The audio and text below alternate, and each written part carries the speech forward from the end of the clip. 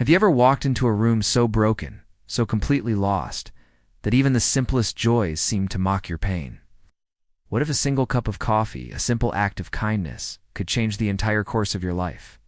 Today I'm going to share the story of Imara and Zain, and how one coffee offered in their darkest hour led to a turning point they could never have imagined. In a small college town in Oregon, a young woman named Imara Hale was studying computer science. But behind the screen, she was fighting a silent battle with sorrow. Her father had passed away when she was just 14, and her mother worked 3 jobs just to keep them afloat. Imara felt invisible at home, at school, everywhere. She felt like a ghost drifting through her own life. One chilly November evening, Imara was waiting for the bus after a late lab session. Her heart ached. She had just failed her midterms. She felt completely disconnected from her friends, and a heavy cloud of doubt hung over her purpose in life. She pulled her thin coat tighter, her backpack feeling like it was filled with stones. As the bus lights appeared in the distance, she kept her eyes fixed on the ground, trying to numb herself to the cold wind and the distant laughter of other students. Just then, a gentle voice called her name. Imara. She looked up, startled. Standing there was Zain, a classmate from one of her electives. She barely knew him, but he was the one who always offered a small, kind smile in the hallway. In his hand, Zain held 2 paper cups. Steam was rising from both. He stepped closer. "Hey, Imara, I made a mistake on our group project. I submitted the wrong file. I see you're waiting. Mind if I sit?" Oh, he held out one of the cups. "Coffee." Imara hesitated. Her first instinct was to say no, to retreat back into her shell. She was afraid of being vulnerable, embarrassed by her own sadness. But there was something in Zain's warm, steady eyes that made her reach out and take it. She wrapped her freezing hands around the cup, and the warmth instantly seeped into her fingers. Then came the smell of sweet honey. Rich roasted beans that filled her senses, and seemed to crack the icy shell she'd built around her heart. They started to talk. But they didn't talk about grades or projects. Dead Imara found herself opening up about her deepest fears. The sleepless nights, the guilt she carried over her father. Zain just listened. He didn't offer advice or judgment, simply held space for her pain. In the days that followed, something began to shift inside Imara. She finally found the courage to seek help from the school's counseling service, something she had resisted for months.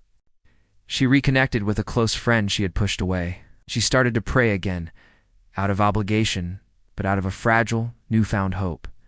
For the first time in years, she felt the stir of something more, something beyond her pain. A week later, Zain invited her back to the same cafe. As they sat with their coffees, he said, "Imara, you carry such a heavy load all by yourself. Faith isn't about never falling. It's about letting yourself be held when you do." Those words echoed in her mind. She realized her faith had always felt like a list of rules, but now it was starting to feel like oxygen. Then came the day Imara got her revised midterm grades back. She had passed just barely, but it wasn't the grade that mattered. It was the proof of a small, positive shift. She hadn't forced it. She had simply opened herself up to vulnerability and let someone in. She understood then that the cup of coffee wasn't just caffeine and milk. It was a symbol of compassion. It was the moment someone truly saw her, not her failures, not her shame, but her soul. Months later, Imara began volunteering at a local youth center, mentoring teens who felt just as invisible as she once did. She even started giving free coding lessons. Zain became one of her closest friends, not a savior, but a true companion on her journey. Life wasn't suddenly perfect, challenges still came. But Imara had learned a profound lesson.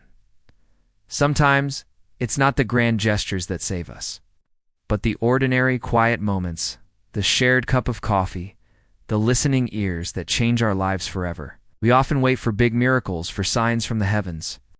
But so often, grace arrives quietly, disguised as a simple act of kindness from another person. Imara's coffee wasn't the change itself, it was the doorway. The real change happened when she allowed herself to believe that she mattered, not for what she did, but simply for who she is. If this story resonated with you, remember that the most silent prayers are heard. Help often comes in the most unexpected ways, through people and moments that seem small. Don't dismiss them.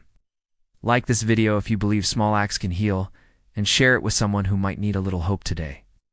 And of course, subscribe for more stories that soothe the soul. Thank you for watching.